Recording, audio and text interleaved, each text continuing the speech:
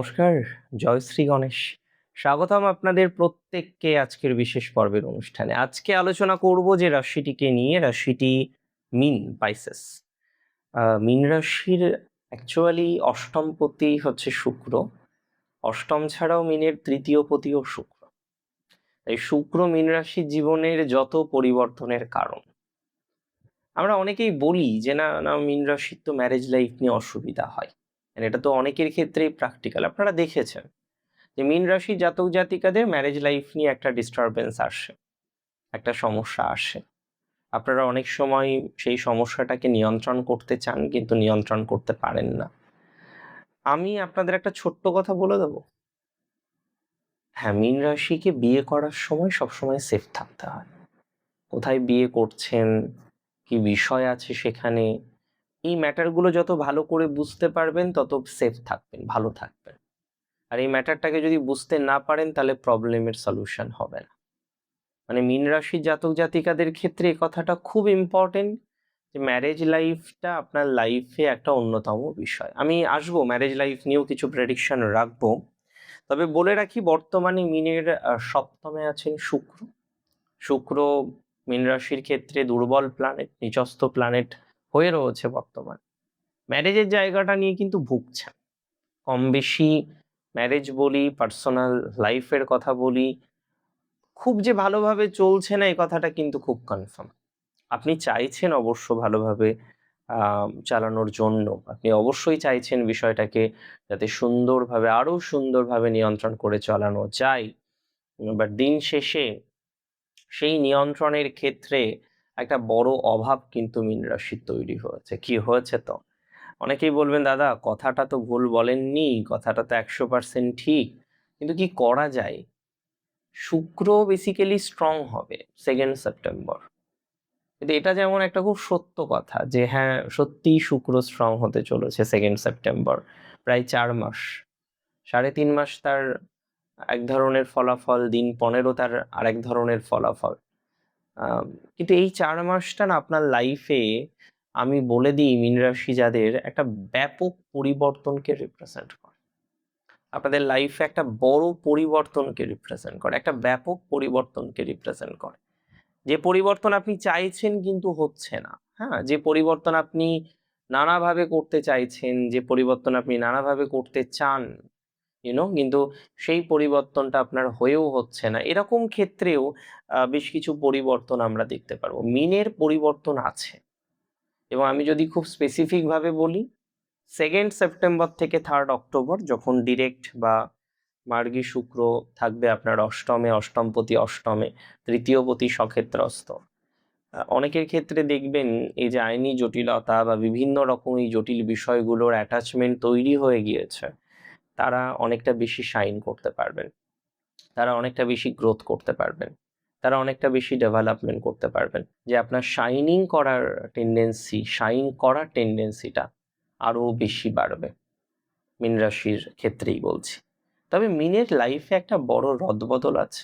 এই যে সময়টা 2 সেপ্টেম্বর থেকে 3 অক্টোবর, এই সময় আপনার ব্যক্তিগত জীবনের রদবদল হতে পারে, একটা বড় সড়ো পরিবর্তন ব্যক্তিগত জীবনে কিন্তু রদবদল ঘটাতে পারে।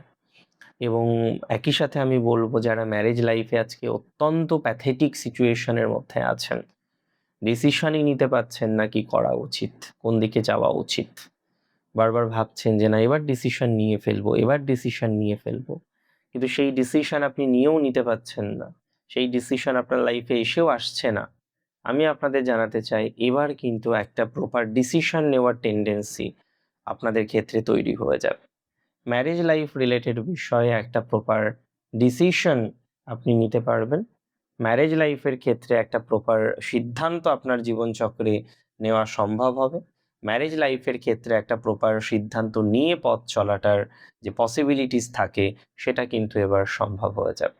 And that is for very sure, 100% sure. Marriage লাইফের জায়গাটা ওভারঅল বেটার। তবে অনেক ক্ষেত্রে আমি বারবার দেখেছি মীন রাশি জাতক জাতিকাদের, তারা ইচ্ছায় অনিচ্ছায় হোক একটা ভুল সম্পর্কে চলে যান, ভুল মানুষের সাথে যুক্ত হয়ে যান, এবং আপনারা এতটা এমপ্যাথেটিক, হয়তো অন্য কারোর অতটা সমস্যা হবে না, কিন্তু মিনের লাইফে যদি একটা টক্সিক পার্টনার থাকে, আমি মনে করি তারা কিন্তু অনেকটা ডাউনফলে চলে যায়। মিন এই পার্টনারশিপ, এই টক্সিক পার্টনার এগুলোকে না মিন সেইভাবে না নিয়ন্ত্রণ করতে পারে না। মানে এটা মিনের ক্ষেত্রে খুব কষ্টের। মীন রাশির জাতক জাতিকাদের এই সময়টিতে আমি বলে দিই কিছু ঝামেলা কিন্তু হবে। যেমন পৈতৃক সম্পত্তি রিলেটেড কিছু ঝামেলা হতে পারে, কোনো রকম সম্পত্তি রিলেটেড কিছু ঝামেলায় হতে পারে, কোনো রকম পৈতৃক সম্পত্তি রিলেটেড ঝামেলা হতে পারে, বা পৈতৃক দিক থেকে কিছু নেগেটিভিটি জায়গা আসতে পারে। সো এই বিষয়ে না একটু আপনাকে সেফ থাকতে হবে। মানে এই সময় যত নরম হবেন, খাড়ার ঘা কিন্তু তত বেশি আসবে।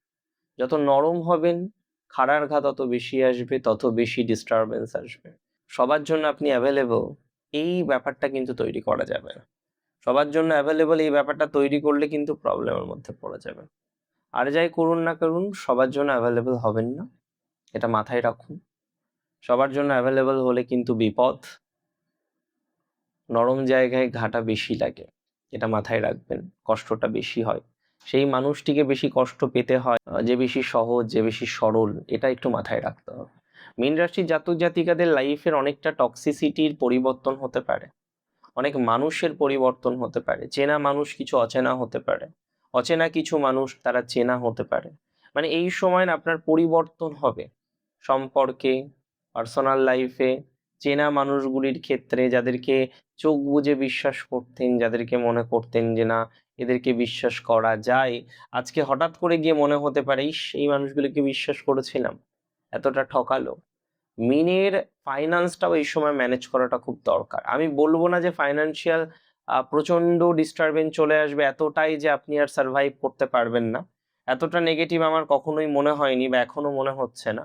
একটা বিষয় বারবারই আমার মনে হয় যে মীন রাশি জাতক জাতিকাদের এই সময়ে ছোটখাটো ভুল হওয়ার প্রবণতা আছে।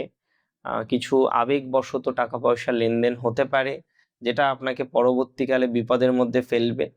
সুতরাং আবেগবশত কোনো বিষয়ে না কন্টিনিউ করাই ভালো, আবেগবশত কোনো বিষয়ে যুক্ত না হওয়াই ভালো। আর যাই করেন আবেগবশত কোনো বিষয়ের সাথে যুক্ত হলে কিন্তু প্রবলেমের মধ্যে পড়ে যাবে। আর যাই করেন আবেগে কোনো টাকা লেনদেন করবেন না এই এন্টায়ার টাইমে।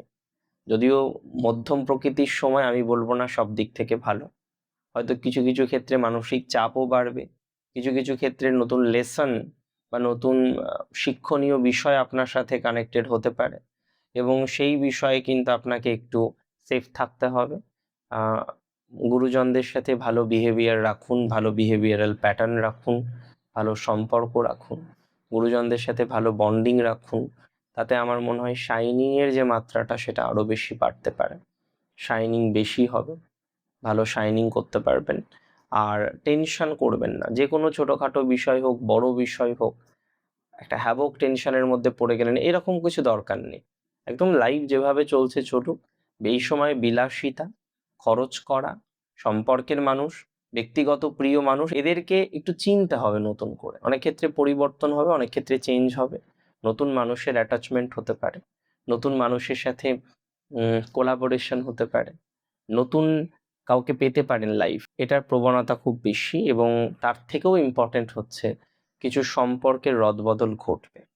কিছু সম্পর্কে ছিলেন, এখন হয়তো নতুন করে দেখা যাচ্ছে সেই সম্পর্ক থেকে বেরিয়ে নতুনভাবে কিছু করার টেন্ডেন্সি, এগুলো কিন্তু তৈরি হওয়ার প্রবণতা খুব বেশি দেখছি। খুব বেশি এই ধরনের প্রবণতাটা রয়েছে, এটা নিয়ে আমার কোনো রকম সন্দেহ নেই। টেনশন করবেন না, ভালো থাকুন। 2 সেপ্টেম্বর থেকে প্রায় 4 মাসের ট্রানজিট ওভারঅল আপনাদের জীবনচক্রে পজিটিভিটি আনবে, এটা বিশ্বাস করি, এবং সেইভাবেই চলবে। তবে বুঝে শুনে চলতে হবে, যেভাবে মেপে মেপে চলতে বললাম সেই বিষয়গুলো একটু মেনটেন রাখলে অনেক ভালো থাকবে। নমস্কার, জয় শ্রী গণেশ।